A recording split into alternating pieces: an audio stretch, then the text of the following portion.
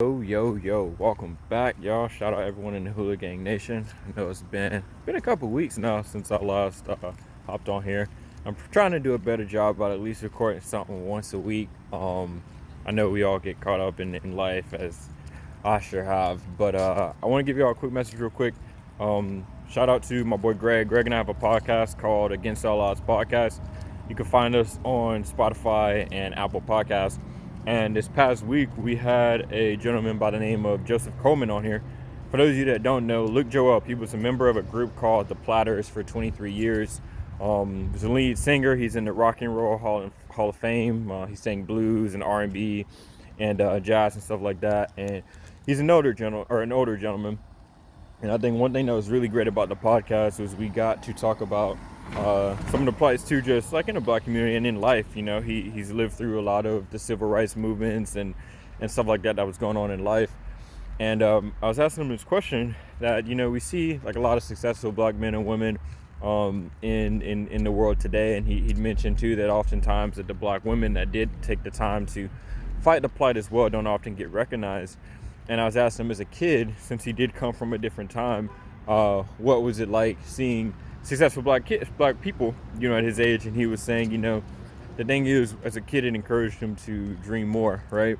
To see more for himself, to see more for his family, see more for his friends. Because again, I'm pretty sure he said he had two siblings, and he said again, it was a different time back then. It was a dope interview because it was really historical too, to get kind of that firsthand account of what life was like in the 60s and the 70s and 80s. And he's worked with people like Barbra Streisand and B.B. King and the Temptations and all sorts of things. So if you guys haven't checked that out, I definitely encourage you to check out that interview on Apple Podcasts and Spotify.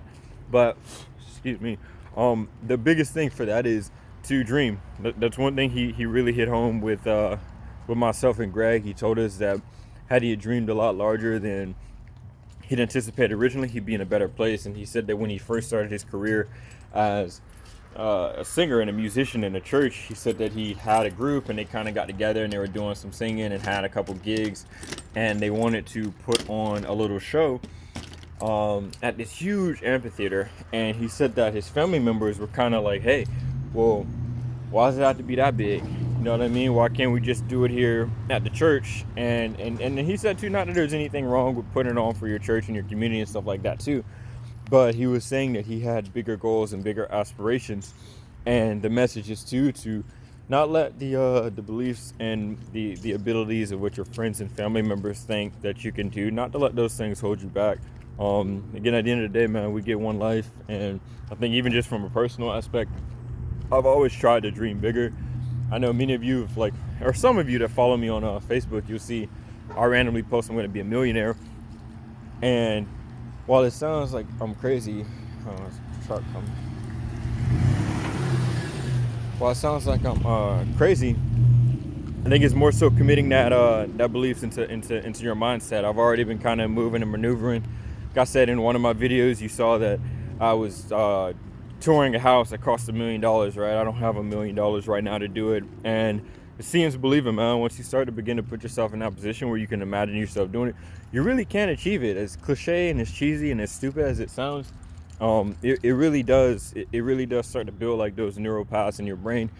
And you can go and look in all the science. And more importantly, too, if you come and you disagree with us, hey, hop on our podcast. We'd love to talk about it.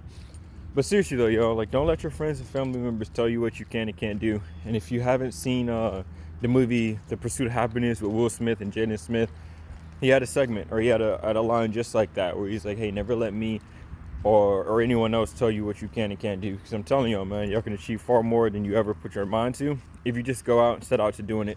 So I feel like I'm rambling now, so I'm going to shut this one out.